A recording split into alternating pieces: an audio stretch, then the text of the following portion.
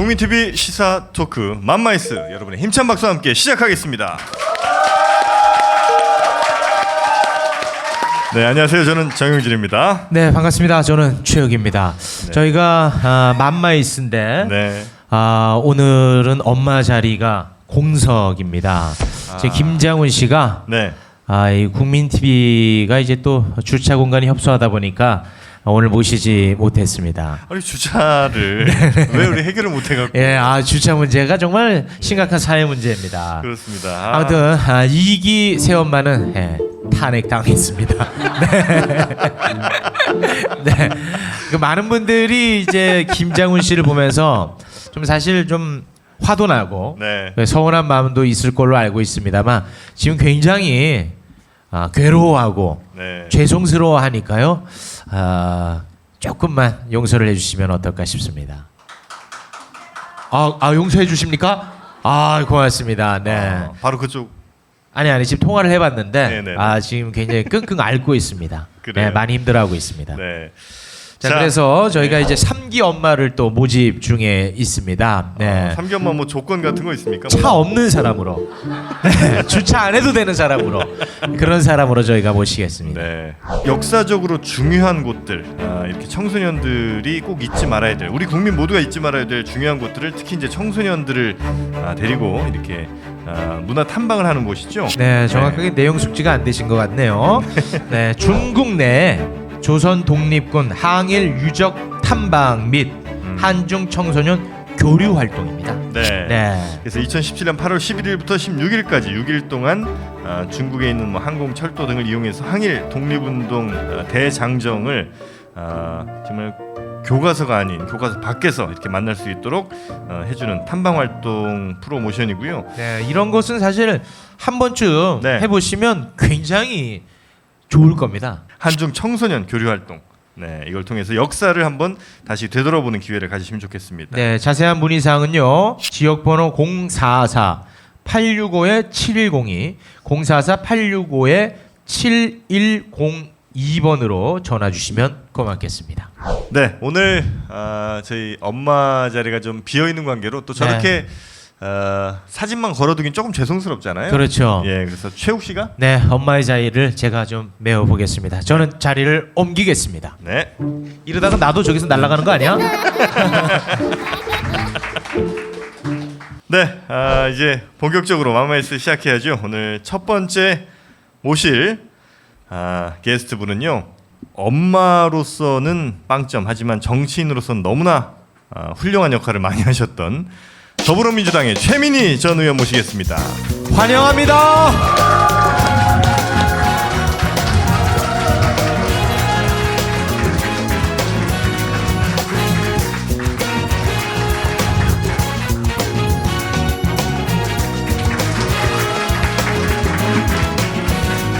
네. 엄마로서 빵점 제가 한 게 아니라 저희가 했어요. 네. 아니 이거는 근데 제가 뭐 없는 얘기한 건 아니고 얼마 전에 그 방송 나오지 않았습니까? 그 EBS 교육방송에서 사춘기 딸과의 갈등을 겪고 있는 모습이 그대로 전파를 그게 했어요. 다 우리 나라를 위해서 네. 가정을 잠깐 좀 돌보지 못한 겁니다. 그 아름다운 모습으로 봐주셔야지 그거를 조롱하듯이 하면 어떡합니까? 그게 엄마로서는 네. 굉장히 저 따님이 섭섭해하시는 부분이 많더라고요. 지금 굉장히 괴로워하지 않습니까? 또 딸 얘기. 반성하세요, 반성. 딸 얘기에 또 눈물 흘리시네. 네. 지금 따님하고는 또 사이가 그래도 많이 좋아지지 않았습니까? 조금 좋아졌다가 네. 다시 나빠졌어요. 나빠졌어. 이번에 사실 정권 교체를 위해서 너무나 네. 바쁘게 활동하시다 보니까 또 살짝 소홀하셨나 봅니다. 네. 네. 많은 분들이 우리 또 의원님을 기다리고 계셨습니다. 네. 네, 목소리로 인사 한번 좀 부탁드리겠습니다. 네, 안녕하세요. 제가 맘마이스 나오고 싶었는데 안 불러줘서 못 나오다가 제가 좋아하는 별 PD님께 대선 끝나고 이제는 나가도 되지 않겠냐 이렇게 해서 나오게 되었습니다. 저 나와서 정말 영광입니다. 예전에 한번 우리 의원님 뵐 때 이미지가 약간 그 손숙 씨, 연극 배우 손숙 씨. 그러네요. 그죠, 그분이랑 좀 약간 좀 비슷하시죠. 그러네요. 아니 큰 차이가 있습니다. 그분은 배도 안 나오셨어요. 근데 저는 배가 나왔기 때문에 숨겨진 큰 차이가 있습니다. 그리고 실제로 목소리 비슷하다는 얘기, 얼굴 닮았다는 얘기 많이 들었는데 제가 커밍아웃하죠. 솔직히 저는 배심으로 살고 네. 예, 손숙 전 장관 전 연극인 님은 네. 아니세요. 야 그러면은 이제 또 장관 자리 한번 쓱 들어가나요? 그거 아니고요. 제가 여기 올 때 좀 우울했던 거는 저희 지역구에서 이제 신도시가 들어오거든요. 지역구에. 근데 그 아파트 공사 현장에서 사고가 났어요. 타워 크레인이 넘어져서 두 분이 돌아가셨어요. 그래서 그 소식을 받고 제가 와서 그러니까 오면서 계속 화가 나는 거죠. 왜냐하면 제가 어렸을 때부터 보면 사고가 나면 그러니까 노동자들만 돌아가세요. 그 고생하시다가 돌아가셔서 어렸을 때부터 그런 거 보고 화났던 게 다시 차곡차곡 쌓여서 오늘 또 두 분이 돌아가셨다고 하니 어쨌든 명복을 빌어드리면서 되게 속상해요. 네. 알겠습니다. 그 남양주시죠? 네, 그 네. 지역구가. 아 지금은 이제 의원님이 아니시고 네. 네, 주강덕 의원이 거기 저 의원. 낙선 국회의원입니다. 네네. 그 마치 애매하게 의원처럼 행동하지 마세요. 네네네. 아, 많은 분들이 좀 착각할 수 있습니다. 네. 은근슬쩍 쓱 의원처럼 약간 좀 아니 들렸거든요. 근데 이상하게 사람들이 네. 제가 현역인 줄 아시는 거예요. 이상하게 그렇게 활동을 하시는 것 같아요. 그게 이상한 게 다 이상해. 네, 정말 이상한 일이 많이 벌어진 게 제가 낙선하고 나서 그 이상하게 텔레비에 많이 나와요. 아 맞아요. 네, 꼭 뭐 토론이 아니라 제가 낙선한 이후에 슬슬 이제 최순실 네. 게이트가 터졌잖아요. 네. 근데 제가 19대 때 최순실 게이트를 자료로 최초로 폭로를 했거든요. 아, 그렇습니까? 그러니까 최순실 게이트 초기에 계속 제가 폭로한 자료 나오면서 이제 방송에서 양심이 있으니까 제가 폭로했다고 말하다 보니 정말 많이 나왔어요. JTBC에서 하루에 제 어떤 날은 뭐 몰래카메라 뭐 그래갖고 3건이 제가 나온 적도 있어가지고 네. 정말 기분 나쁜 것은 사람들이 저를 현역인 줄 아시는 거예요.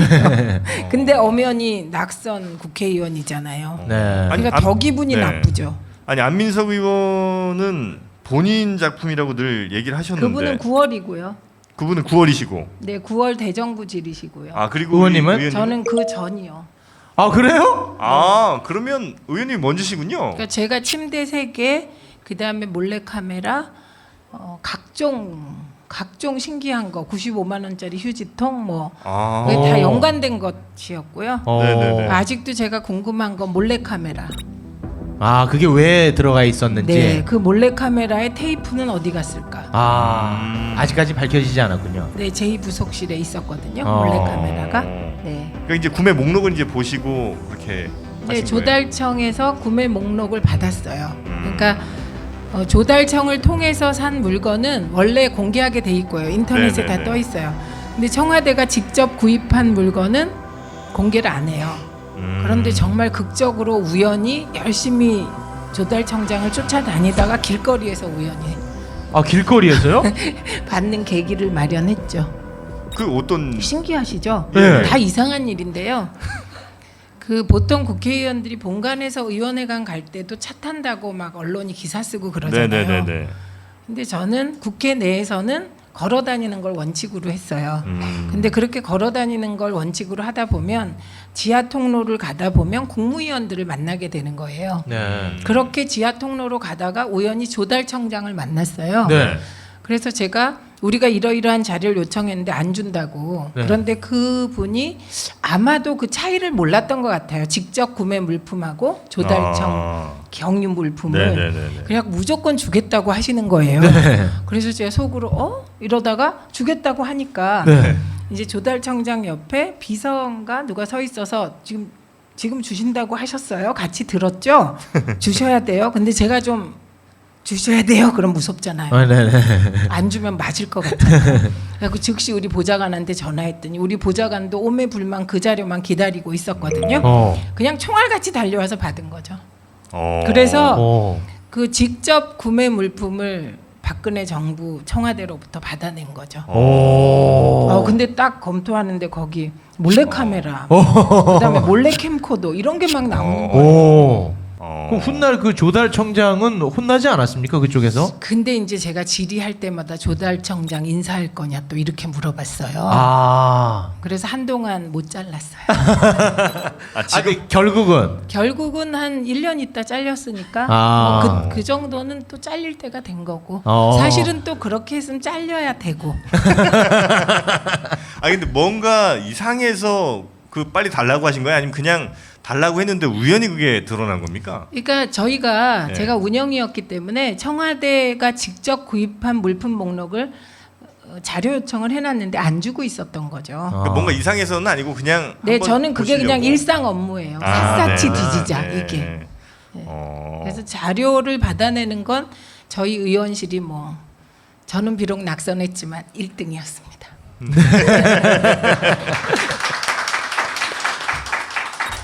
사실 조금 전에 언론에 굉장히 많이 나가셨다고 말씀을 하셨는데 이번 대선 전국 때 네. 야 진짜 뭐 다 맞서 싸워갖고 이기지 않았습니까? 모든 언론을 다니시면서 어떤 때는 이걸 내가 방어를 못하면 진짜 진지가 하나 무너진다는 생각이 들었어요. 그러니까 옛날에 장수들은 칼을 갈고 뭐 이렇게 칼을 더 날카롭게 갈았다면 저희들은 이제 밤새 자료를 보고 논리를 만들고 제가 이렇게 얘기했을 때 상대방이 B로 나오면 나는 C로 간다는 걸 계속 머리에 생각하면서 자서 꿈에서도 토론했어요. 꿈했어요. 네. 대체적으로 이렇게 내가 싸우면서 잘 이겨냈는데 이 문준용 씨 건과 관련해서는 좀 시겁했다 이런 얘기를 어디선가 한번 들은 것 같은데.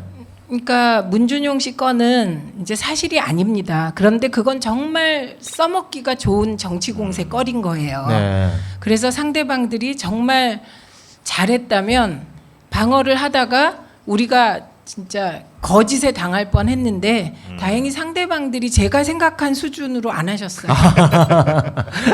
만약에 내가 생각한 대로 이렇게 치고 왔으면 위험할 네, 뻔도 네, 했는데. 저는 이제 문준용 씨 관한 자료를 다 확보하고 있었고요. 네. 그 사건만 그 자료만 확보한 게 아니고 왜 고용정보원이 그 시기에 이제 사람을 새로 뽑는 공고를 일주일밖에 안 했나까지도 다 파악하고 있었어요. 네, 그게 그냥 그 고용정보원이 뭐 15일쯤 그 채용 공고를 내야 되는데 그거를 결과적으로 한 6일밖에 안 내게 됐다. 네네. 요건 작은 일인데 그게 그냥 벌어진 일이 아니고요. 네. 저희가 2005년에 비정규직 입법을 해요. 그래서 2006년 말까지 공공기관이 비정규직 정규직 전환하는 것이 강제화됐던 때예요. 마침 또 그 문제에 대해서 우리 최욱 씨가 전문가예요. 네, 굉장히 그래서 많은 의혹을 갖고 있기 때문에 최욱 씨가 가상 대결 한번 해봐요. 의혹을 제기하고 근데 맞선 걸로. 지금은 안 하시는 게 좋을 것 같아요. 네, 맞아요. 네. 왜냐하면 대선 전이라면 뭐 누군가 보고 잘해서 뭐 해주겠지만 지금 우리 끝났는데. 그럼요. 아무 쓸데 나 죽이려고 이 자리에 앉은 사람 다 보내고 나까지 보내려고. 너도 이 가, 두 빨리. 분이 아주 치열해요.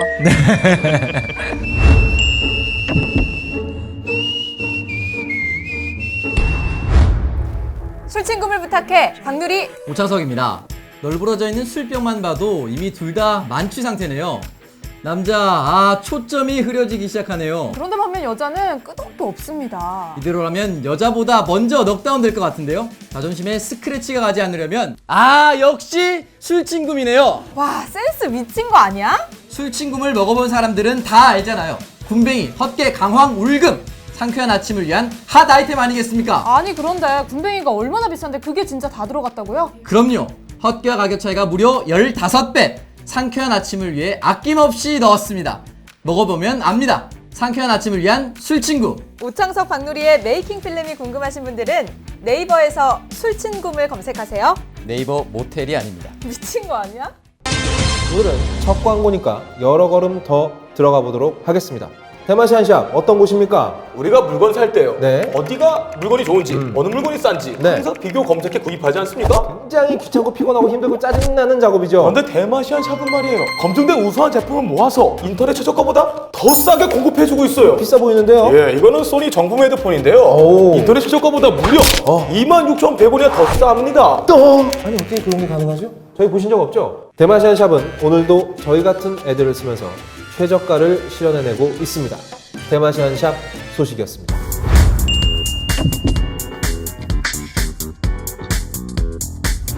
고려 생활 건강에 메가셀, 남자한테 좋다는 성분을 모두 담은 남자의 활력 메가셀입니다. 그렇습니다. 이 한 알만 먹으면 모든 게 해결이 됩니다. 네. 몸에 좋다는 것들은 다 들어갔거든요. 눈꽃, 동충하초, 산수유, 홍삼, 흑마늘, 마카 등등 몸에 좋은 것들은 그냥 다 집어넣었다고 보시면 되겠습니다. 네. 요즘 워낙 이제 자신감 떨어지신 남성분들 굉장히 많을 텐데 바로 이 메가셀 한 알만 드시면 모든 것들이 다 해결이 된다는 거죠. 그렇습니다. 네. 예, 엄마가 드셔도 아빠가 될 수 있는 정말 남자의 활력을 되찾을 수 있는 유일한 방법입니다. 우리 저 의원님께서 이번에 그 국정기획 자문위원회 들어가시지 않았습니까? 네, 사실상 인수위죠. 예. 굉장히 그 중책인데 어쩜 이렇게 여유로워 보이고 한가로워 저요? 보이세요? 지금 그 회의하고 왔는데 아, 네네. 그 이제 오해하실 수도 있는데 그 되기 위해서 막 노력했을 거라고. 근데 그게 아니고 언론에 나서 알았고요. 뭐 따로 전화 오거나 그런 게 아니라요. 네, 언론에 나서 알았고 그리고 그냥 된 거다 이런 거죠. 그럼 어떻게 해야 되지? 아니 그래도 뭔가 누군가가 전화가 오거나 그러니까 그런 결정적 전화가 없었어요. 그 왜 네가 아니, 됐다든지 뭐 이런 네. 전화가 없었고 아니, 뭐- 언론에 났어요. 그 대통령이 되신 다음에 행보를 보면서 많은 분들이 야 문재인 대통령이 저런 사람이었나? 이렇게 굉장히 의아해하고 있는데 거기에 대해서 어떻게 생각하세요? 그렇게 결단력이 있는 분입니까 원래? 그러니까 문재인 대통령께서 2012년에 정치권에 들어오셨잖아요. 그때 혁신과 통합을 통해서 들어오셨고 문성근 선배하고 저하고 국민의 명령 혁신과 통합 그 통합 운동을 같이 했고 제가 혁신과 통합 사무총장이었어요. 그러니까 제가 그 정치 입문 동기라고 할 수 있죠. 그렇게 또 엮으시네요. 아니 근데 네. 그게 아니고 사실 그러니까 저는 팩트가 아니면 안 놀아요. 네, 그런데 그 이후로 문재인 대통령처럼 종편에 언론에 심지어 진보 언론까지 그리고 정치권에 당 내에서 이렇게 흔든 분은 저는 못 보았어요. 5년 동안 흔들었어요. 네. 여러 가지 이유로. 제가 보기엔 별로 타당하지 않았는데 타당하지 않은 이유를 자꾸 얘기하니까 그게 현실로 굳어지고 막 이런 것들도 있고요. 그래서 그러니까 대선 과정에서 저희가 하려고 했던 게 어딜 가든 저희가 물어보잖아요. 문재인 후보의 장점을 얘기해라. 뭐 앞으로 어떻게 할 거냐 이런 거 물어보잖아요. 네. 모두에게.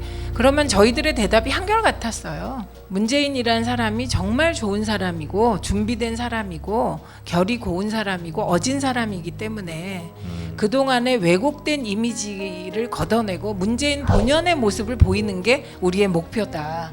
이게 반복적인 저희 기조였거든요. 저는 오래 배웠지만 별로 문제가 없으신 분이세요. 네. 그렇게 흔드니까 또 사람들이 또 그렇게 보더라고요. 그래서 결이 곱고 뭐 사람 좋고 한 건 우리도 이미 익히 다들 알고 있었고 별로 이견도 없었고. 예, 이견도 없었는데 다만 이제 조금 뭐 결단력이 좀 부족하지 않았나 이런 얘기들을 많이들 했었거든요. 그렇지도 않으세요. 그게 언론 탓입니까? 그런 이미지가? 그러니까 이런 거예요. 그러니까 실행을 하는 거는 그냥 행동하는 거잖아요. 네. 그런데 대화를 나눌 때는 상대방의 얘기를 귀담아 들으시고 누가 무슨 말을 하셔도 네 알겠습니다 그러셔요. 예, 잘 들었습니다 이런 취지로.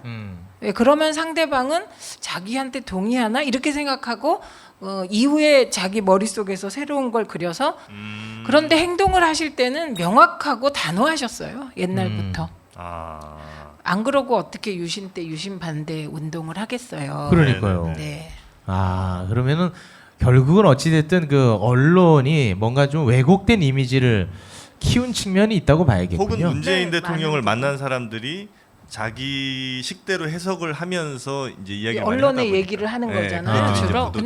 근데 결정은 되게 신중하게 하세요. 그리고 결정하고 나면 그냥 쭉 밀고 가시는 스타일이세요.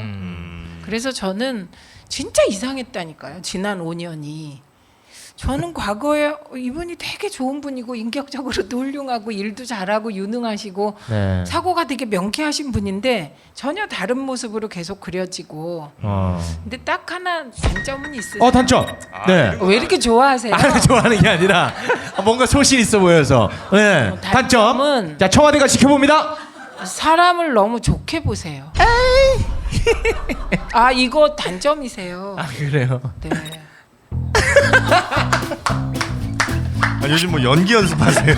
아니, 말 못할 사연이 있지만 어쨌든 그 사람을 이렇게 호의로 보고 모든 사람이 호의를 가지고 있다고 생각하고 그런 거는 저는 좀 단점이셨다 이렇게 생각해요. 이 뭔가 권력 좀- 앞에서 이렇게 여린 소녀가 되시는 거예요? 아니면 원래 성격이? 저 원래 이런. 원래 이런. 저도 되게 왜곡된 이미지를. 저 심지어 제가 그 국회 들어갔을 때 조중동 기자들이 저 찾아와서 제가 악마같이 생겼는 줄 알았다고 한 분도 있으세요. 네. 그러니까 그게 저는 그게 농담인 줄 알았는데 진짜 그렇게 생각했대요.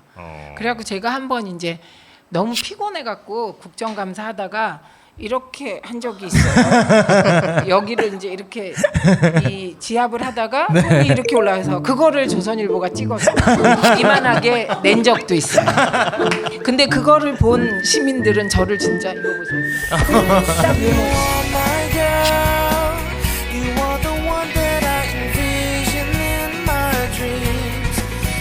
어떻게 조선일보 그냥 놔둡니까? 근데 제가 그거를 좀 문제 삼을까 했는데요. 네.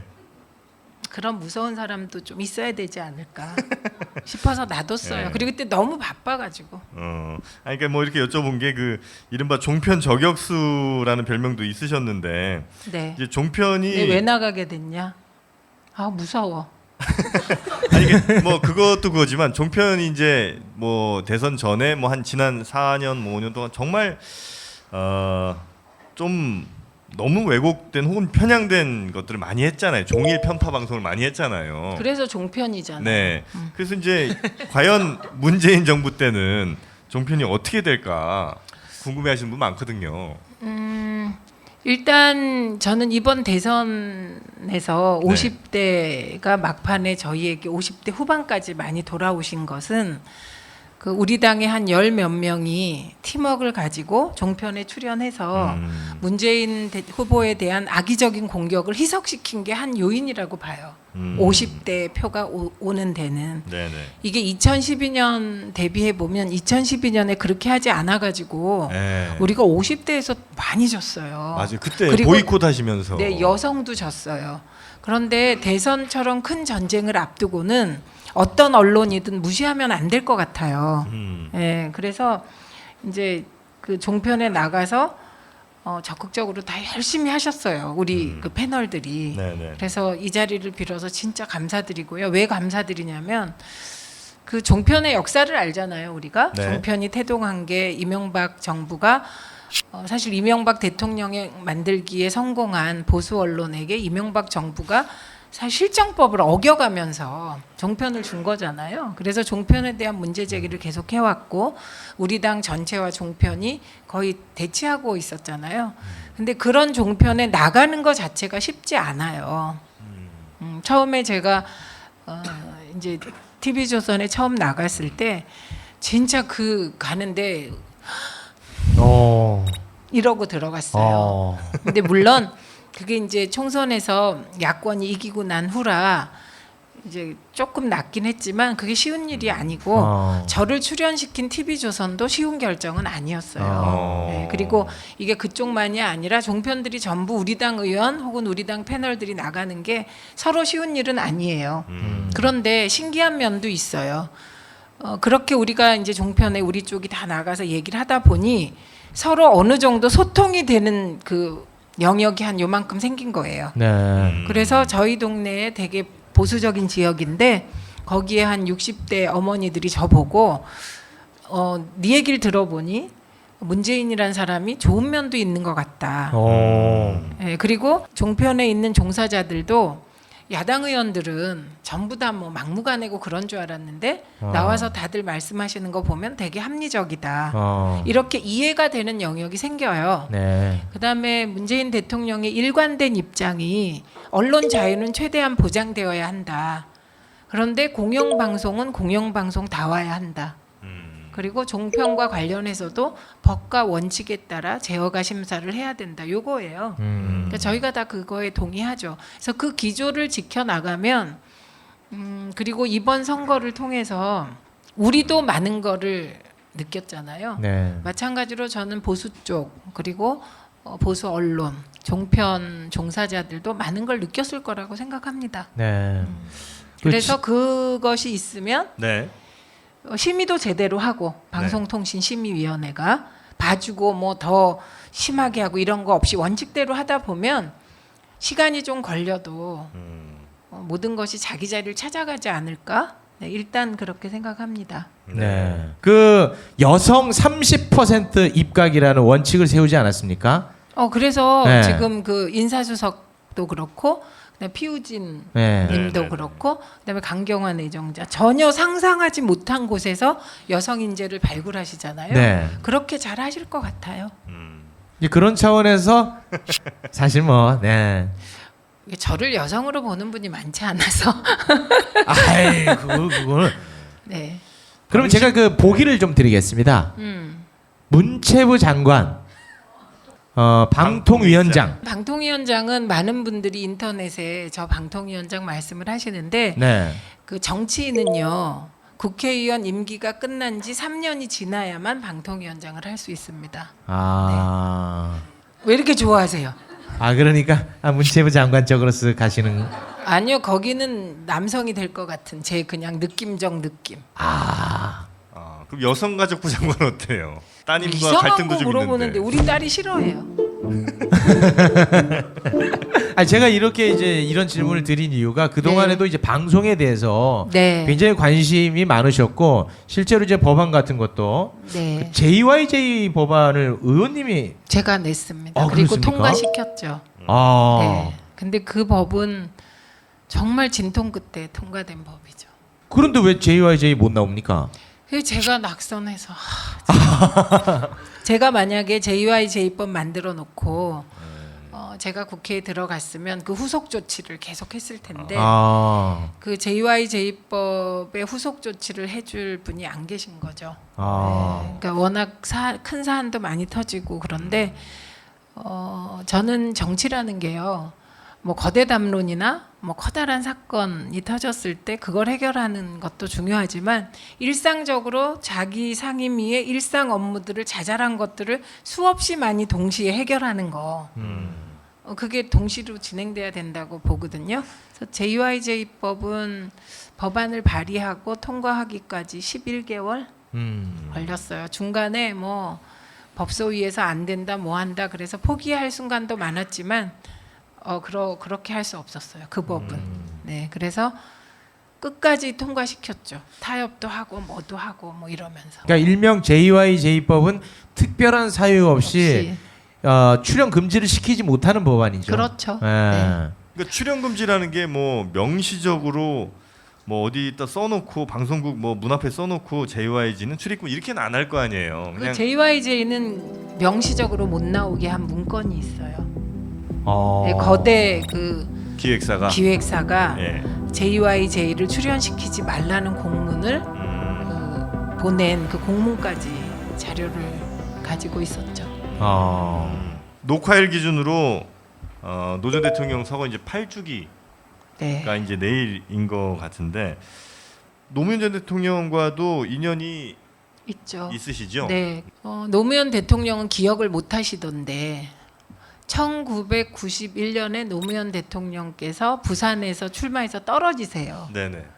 그때 제가 잡지의 기자였는데 말지. 부산의 자존심 노무현 그래갖고 인터뷰를 했어요. 네. 근데 대통령 기억을 못 하시더라고 애석하게. 그래갖고 그때 인터뷰를 한 게 처음 뵌 거고요. 그 전에 87년에 민주헌법쟁취 국민운동본부 부산본부장이셨어요. 그리고 제가 말지의 새내기 기자였어요. 그때 이제 제가 취재 다닐 때 그때 뵀죠. 그러니까 뵌 거는 되게 오래돼요. 86년? 네, 그때부터 뵀고 그다음에 직접적으로 인연이 시작된 건 노무현 대통령께서는 언론에 되게 관심이 많으셨어요. 네. 그리고 당신이 정치를 하는 과정이 조선일보와의 끝없는 투쟁의 역사잖아요. 네. 네, 그래서 언론에 대해서 되게 관심도 많으시고 언론 개혁에 관심이 많으셔서 그 민원연 제가 오랫동안 몸담고 있던 민원연 언론학교에 강사로 나와 주셨어요. 93년부터. 네, 그래서 저는 노무현 대통령이 좋았어요. 왜 좋았냐면 정치인이 그렇게 끝없이 언론 개혁 운동에 힘을 실어준 유일한 분이세요. 그러니까 이제 언론 운동이 되게 외로운 게 제가 맨날 우리 실무자들한테 민원연 활동가를 모아놓고 뭐라 그랬냐면 이렇게 밤잠 안 자고 열심히 일했는데 우리가 언론 운동 아니었으면 지금 최고 단체가 됐을 거다. 이 언론이 보도해줘서. 근데 민원연은 그 늘 언론에 대해서 한겨레건 경향이건 중앙일보건 조선일보건 비판만 하니까 언론 기피 단체예요. 저희 단체가. 그런데 그것도 정치인이요. 언론에 보도되는 것이 정치인들에게는 얼마나 큰 일인데 늘 우리랑 같은 목소리를 내주셔서 진짜 고마웠어요. 그래서 진짜 좋았어요. 저는 좋고 고맙고.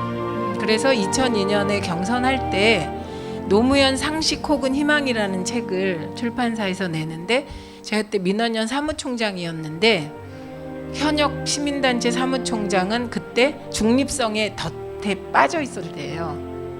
시민단체는 중립적이어야 한다 이거에. 네네네. 그런데 저에게 원고 청탁이 왔어요. 노무현에 대해서 글을 써달라고. 그래서 제가 망설이지 않고 썼죠.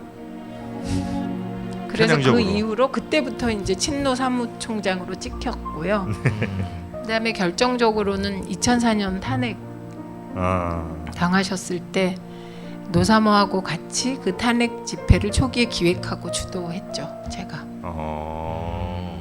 되게 잘했던 것 같아요. 욕 엄청 먹었어요. 우리 단체에서도 단체의 정치적 중립성을 깼다고 비판받고 시민단체들 쪽에서도 시민단체는 민주주의를 지키기 위해서 탄핵 무효 운동을 하는데 당신은 노무현을 지키기 위해서 하는 것 같다고 욕 되게 먹었는데 그래도 좋았어요.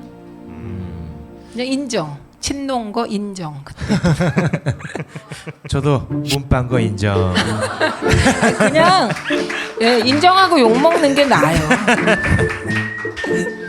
대선 기간 내내 숨기다가 대선 끝나고 나니까 저렇게 커밍아웃을 해요. 당선 확정 뜨자마자 제가 커밍아웃 잘했어. 했습니다. 그렇게 살아야 돼.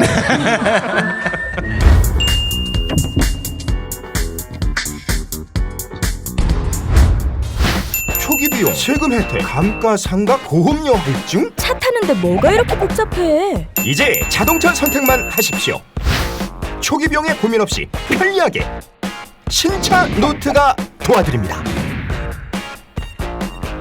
전국 메이저 렌트 리스 업체 15군데와의 업무 제휴로 원하는 차종과 조건에 따라 최적화된 맞춤 견적서를 제시합니다.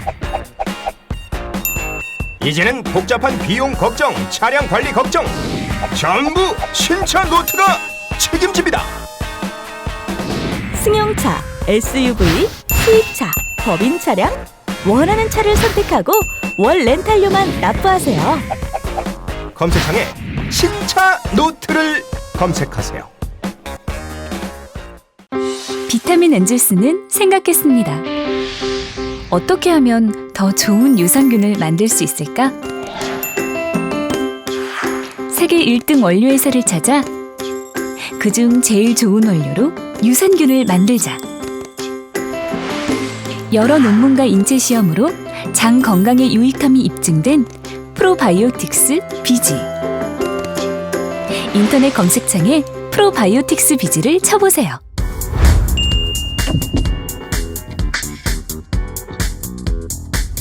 착한 사회적 기업 비타민 엔젤스가 저희와 함께 해주고 계신데요. 네, 하나를 사면은 하나를 자동으로 사회에 기부하는 서울시 사회적 기업입니다. 네, 지금까지요. 네. 총 13억 6천만 원 상당의 비타민을 네. 기부를 했습니다. 그러니까 우리가 비타민을 하나 사면 좀 어려운 이웃들에게 어려운 이웃들도 비타민 많이 필요할 텐데 네. 그 사기 어려운 분들께 비타민을 기증을 하는 거죠. 특히 비타민 엔젤스에서 지금 이 프로바이오틱스 비지 유산균 제품이죠. 정말 좋은 재료로 만든 프로바이오틱스 비지 드시고 장 건강 또 찾으시면 좋을 것 같습니다. 제가 저기 그 어떤 방송에서 이제 세칭 한경호 한견의 경향 오마이에 대한 이야기를 다뤘다가 숙대밭이 됐는데요. 그거 어떻게 바라봐야 됩니까? 요즘 말이 많지 않습니까? 그걸 저는 권위의 이동이라고 생각해요. 권위의 이동. 권위의 이동. 어. 권위가 이동되고 있는 거다 이렇게 생각하고 그렇게 무슨 그 일부 진보 언론과 네티즌들의 문제가 아니고요. 이거는 정당도 마찬가지인 거죠. 옛날에는 정당을 한 분이 운영을 하셨어요. 그래서 총재라고 했잖아요. 네. 그래서 총재에게 잘 보이면 공천 받아요. 네. 그랬다가 조금 사회가 민주화되니까 집단 지도 체제가 돼서 한 뭐 7, 8명이 모이셔서 공천을 해요. 그런데 이제 점점 사회가 민주화가 진전되고 정치에 관심이 많은 깨어있는 시민들이 늘어나면서 공천도 국민이 하는 단계로 가는 거잖아요. 네. 그러니까 이건 정당의 권위가 소수에서 다수로 가는 과정이잖아요. 그러니까 물론 이 과정에서 그 권위를 넘겨받는 다수가 이제 과거에 그냥 참여하는 것과는 달리 생산하는 주체가 됐으니 책임감이 좀 더 생겼겠죠. 그건 뭐 당연한 거라고 보고요. 정보도 마찬가지라고 생각해요. 옛날에 박정희 대통령께서 국민을 계도 대상으로 보고 정보를 혼자 다 갖고 계시다가 방송을 통해서 흘리고 언론을 통해서 흘리시잖아요. 그런데 이제는 정보도 다들 영어도 너무 잘하시고 외국어도 국민들이 더 잘하셔서 예, 그래서 네티즌이라고는 하지만 각종 전문가들이 다 계셔서 황우석 사태를 해결한 게 언론이 아니잖아요. 브릭스라는 젊은 생물학도들의 모임이잖아요. 이런 식으로 네티즌이라고는 하지만 곳곳에 자기 전문성을 가지고 계속 가시는 민주시민들이 계시기 때문에 이제 정보 독점도 안 된다는 거예요. 그 웬만한 정보는 그 미국 정부 같은 경우도 특별한 몇 개를 뺀 웬만한 정보 다 공개돼 있어서 영어만 잘하시면 사이트 들어가시면 저보다도 정치인들보다도 또 그 바쁜 언론인들보다도 특정 분야에 대해서 더 잘하세요. 그래서 이미 정보 독점도 깨져가고 있다는 거예요. 네. 그런데 이제 그 정보 독점이 깨져가고 있는 과정에서 이제 아무래도 직업적으로 정보를 이렇게 재가공하는 직업을 가진 분들은 내가 가지고 있는 정보가 더 가치 있다고 생각하실 수 있으니까 그 충돌이 일어나는 거라고 생각해요. 저는 크게는. 네. 그리고 작게는 이제 정서적 충돌이 있는데 사람 사는 게 다 그런 정서적 충돌이고요. 기분 나쁘면 기분 나쁘다고 말하는 거고요. 뭐 그렇게 생각합니다. 네. 이제 아마 어떠세요 이 해석이? 어려운가? 좀 약간 어렵긴 한데, 그러니까 최욱 씨의 약간 질문은 이런 거였던 것 같아요. 그러니까 이른바 이제 거기서 이야기하는 문바라는 사람들이 문재인 대통령에 대한 아주 작은 비판조차도 허용하지 않으면서 자칫 이거는 어찌 보면 문재인 대통령의 국정수행에도 오히려 더 좀 부담될 수 있는 것 아니냐. 그거는 논리 비약이죠. 그러니까 다른 사람들이 보기에 예를 들면 A 그룹의 사람이 네. 어떤 특정한 것에 대해서 저항하는 온라인상의 방법이 네. 설득이 안 될 수도 있어요. 네. 네. 그런데 그렇게 또 저항할 수 있는 나는 마음에 안 들어. 그리고 저항할 수 있는 거죠.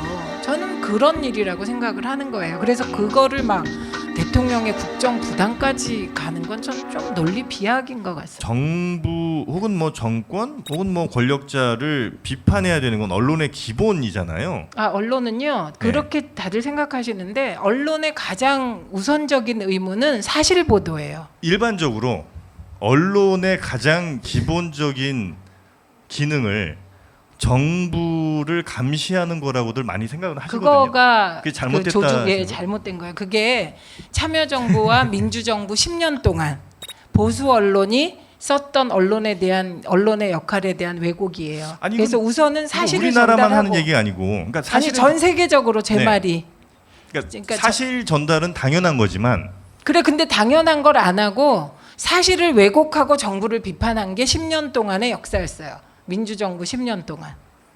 네.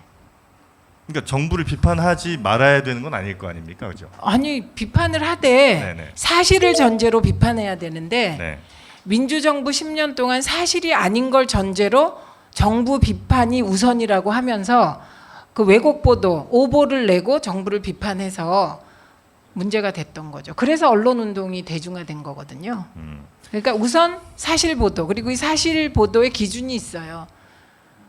사실성, 객관성, 신속성 뭐 이런 기준이. 네네. 그러고 나서 비판하는 거죠. 예를 들면 이런 거죠. 강경화 내정자에 대해서 이분이 걸어온 길을 쭉 열거해 줘야 되잖아요. 그러니까 이분이 외무고시 붙지 않았다. 이분이 KBS의 영어방송 PD였다. 그리고 이분이 3명의 UN 사무총장에게 픽업된 사람이다. 그런데 북미 협상 경험이 없다. 뭐 등등등 다. 네. 이거를 다 제시해주고 판단을 해야 되는데 그 중에서 다른 거는 다 소개하지 않고 여성이라는 거, 그 다음에 그 딸의 이중국적이 문제된다는 거, 그 딸이 위장 전입했다는 거, 그리고 북미 대화의 경험이 없다는 거, 북핵 해결 경험이 없다는 것만 딱 떼어놓고 비판하면 안 된다는 얘기를 지금 하는 거죠. 글쎄요. 뭐 이건 이제 뭐 견해가 약간 다를 수는 있겠습니다만. 아닙니다. 이건 견해 다른 게 아니고 그냥 그럼 교과서에서 가르치는 그분이 팩트. 살아온 인생을 신문 기사로 어떻게 뭐 신문 48면을 전부 다 그분 인생을 쓰는 수밖에 없죠, 그러면. 아니죠. 제가 지금 말씀드린 거 네. 몇 년에 태어났다, 어느 대학 나왔다. 그래서 핵심 경력 아니에요? 유엔 사무총장 3분이 픽업해서 현재. 그 중에 비판받을 만한 게 있다면 그걸 먼저 보도하는 것이 언론이 아니 지금 제가 그 얘기한 게 아니고 네. 이게 이제 왜곡인데요. 싸움 붙이는데 성공했어.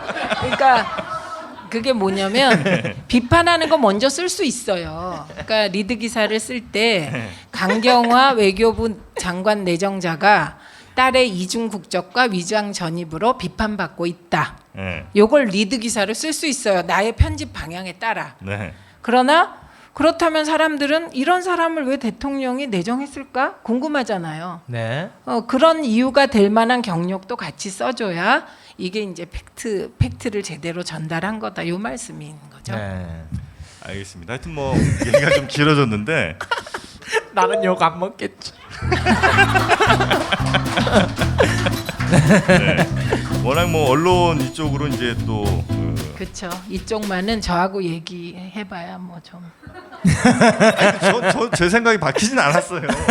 저는 뭐 이걸로 뭐 2시간 얘기할 수도 있는데 다만 언론의 기본 기능이 사실 보도. 아니, 사실 보도는 기본이고 그렇죠. 그건 기본이고 언론의 역할을 뭐냐고 할 때는 뭐 와치독이란 말은 우리가 만든 말도 아니고 그러니까 정부를 감시하는 개잖아요. 아니 그걸 인정 안 하는 게 아니고 그러니까 당연한데 그래서 정부를 사실에 비판할 수가 기초해서 있는데 하는 거라고. 정부를 네. 비판을 하는 데 있어서 그 사실 뭐 사실이 아닌 건 아니잖아요. 그 사람이 예를 들어서 위장 전입한 게 있다면 그 사실이 아닌 건 아닐 거 아닙니까?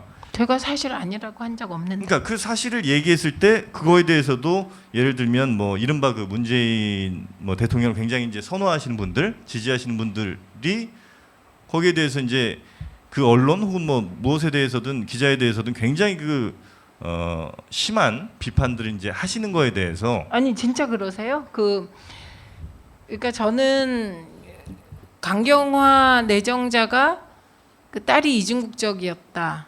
그런데 엄마를 위해서 미국 국적을 버리겠다. 지금 요게 사실이고요.